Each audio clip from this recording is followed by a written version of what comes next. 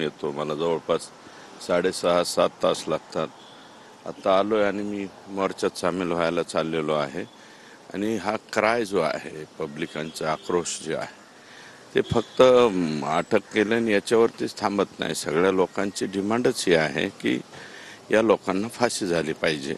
कारण इतका brutal murder असा हा आपल्या महाराष्ट्रात तरी यापूर्वी घडलेला नाही. ज्या काही घटना आहेत त्या महाराष्ट्रातल्या पण महाराष्ट्राच्या बाहेर घडलेल्या आहे. त्यामुळं हा आक्रोश आहे आणि त्याच्याप्रती राग रोष व्यक्त करण्यासाठी लोक त्या ठिकाणी जमत आहेत. संतोष देशमुख यांचे कुटुंबीय सुद्धा मुंबईत दाखल झाले आहेत, ते सुद्धा त्यात सामील आहेत.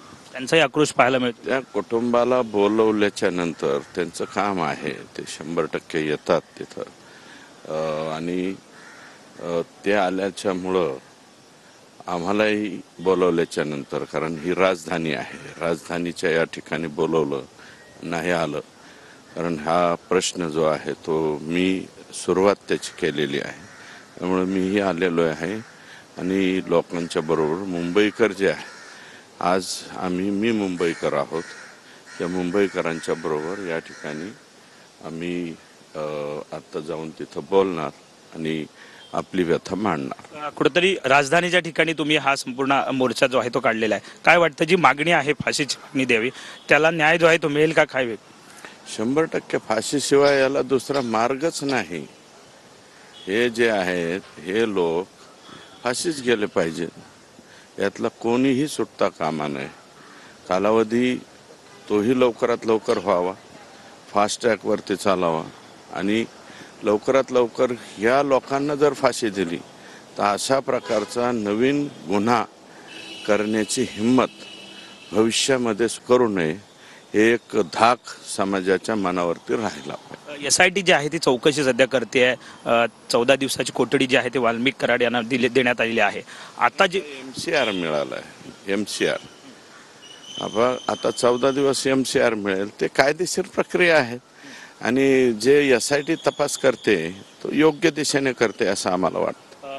गुणवर्धन सदावर्ते असे म्हणतायत की एका बाजूला मनोज जरांगे पाटील आंदोलन करतायत तर दुसऱ्या बाजूला मुंबईमध्ये सुरेश धस आले आहेत. त्यामुळे मराठा लीडर नेमका मोठा कोण आहे हे दाखवण्याचा प्रकार तुम्ही करताय असं त्यांचं व्यक्तिगत मत त्यांनी व्यक्त केलं. मी टॉम अँड जेरी पाहायचं सोडून दिलेलं आहे.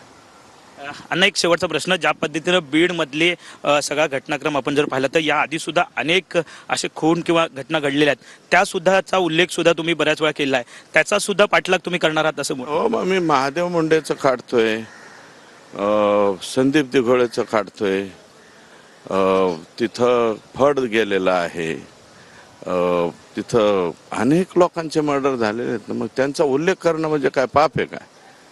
टप्प्याटप्प्याने हे सगळं बाहेर येईल. तुम्ही टप्प्याने मी म्हणतो, हे जे मर्डर घडलेले आहेत बहुतांशी राजकीय मर्डर आहेत ना. टप्प्याटप्प्याने बाहेर तुम्ही काढाल का? 100% काढणार. जे कुटुंबीय आलेले आहेत त्यांची भेट काय इतर सरकारी होईल ना? आता मंत्र्यांच्या भेटीसाठी घेऊन जाणार नाही. मुख्यमंत्र्यांच्या भेटीला आम्ही जाऊन आलो. आज कशाला? मुख्यमंत्री काल दावोसवरून आलेले आहे. मला वाटतं फार रात्री उशिरा आलेले आहे.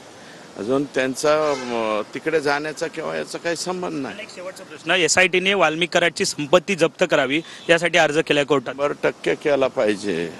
कारण ही संपत्ती जी आहे ती फार लांब जाणार आहे. अनेक धागेदोरे त्यातनं समोर येतील. 100% येतील.